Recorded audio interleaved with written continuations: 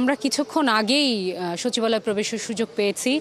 যেহেতু সরকারি কর্মকর্তা কর্মচারীদের সংযুক্ত পরিষদের এই আন্দোলনের ঘোষণা গতকাল থেকে ছিল, আজ 10:30 নাগাদ তারা সমবেত হবে এমনটাই বলা ছিল। একটু সৌভাগ্যক্রমে আমি আসলে ঢুকতে পেরেছিলাম গণমাধ্যম কর্মীদের মধ্যে সকালবেলা। তারপরে পরই আমাকে বের করে দেওয়া হয় এবং যতটুকু সময় ছিলাম এখানে দেখেছি আইনশৃঙ্খলা বাহিনীর সদস্যরা, সোয়াতের টিম, ইভেন কি বিজিবির সদস্য তারাও কিন্তু উপস্থিত ছিল, অর্থাৎ বেশ কড়া প্রহরায় ছিল। এর মধ্যে বের করে দেওয়া হয়। তবে আমাদের কাছে তথ্য এসেছিল, আমরা ফুটেজও পেয়েছিলাম, 10:30 নাগাদ তারা সমবেত হয়, জড়ো হয় এবং একই দাবিতে, এই আইনটি বাতিলের দাবিতে তারা আসলে মিছিল করেছে। প্রায় ঘণ্টাখানেক তারা তাদের কর্মসূচি পরিচালনা করেছে। তাদের কর্মসূচি শেষ হওয়ার পরে আসলে আমাদের ঢুকতে দেওয়া হয়েছে এবং এরপরে আমাদের কারোর সাথে কথা বলার কোনো সুযোগ হয়নি। আইন উপদেষ্টা যেহেতু সংশ্লিষ্ট তিনি রয়েছেন, তিনি আসেননি আমরা যতটুকু জানি। স্বরাষ্ট্র উপদেষ্টাও ঢাকার বাইরে রয়েছেন।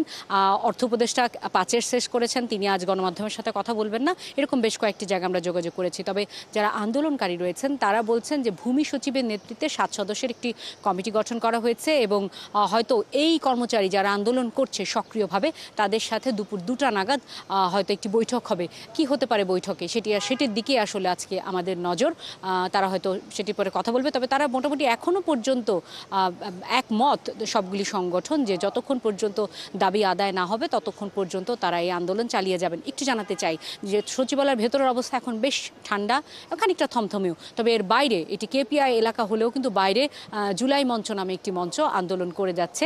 এই আইন যেন বলবৎ হয়, যে অধ্যাদেশটি হয়েছে এটি যেন বলবৎ হয় তারই দাবিতে। এবং তারা বলছেন যে এখনও পর্যন্ত সচিবালয়ের অভ্যন্তরে আওয়ামী বা ফ্যাসিবাদী অনেকে রয়েছে, তাদের বিরুদ্ধেও ব্যবস্থা নিতে হবে এমন দাবি তারা জানাচ্ছেন। অর্থাৎ পাল্টাপাল্টি কিন্তু কর্মসূচি আমরা দেখতে পাচ্ছি। তো আমরা যেহেতু সচিবালয়ে রয়েছি, কি বৈঠক হয়, কি ধরনের বার্তা সেখান থেকে হয় সেটি জানার চেষ্টা করব। এর বাইরে আরেকটু জানাতে চাই, আজ সচিব কমিটির একটি বৈঠক ছিল। আমরা সেটিরও খোঁজ খবর রাখার চেষ্টা করছি যে সেখানে এই অধ্যাদেশটি নিয়ে কোনো ধরনের আলোচনা হয়েছে কিনা, যেহেতু আন্দোলন হচ্ছে, সুতরাং সেটিও আমরা জানবার চেষ্টা করব।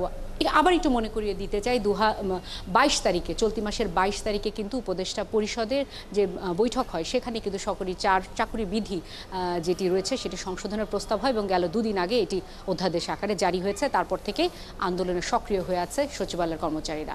নুসরাত, নীরা, অনেক ধন্যবাদ আপনাকে। আপনি সেখানেই থাকুন। বৈঠকের খবর নিশ্চয়ই আপনার মাধ্যমে আমরা দর্শকদের জানিয়ে দেওয়ার চেষ্টা করব।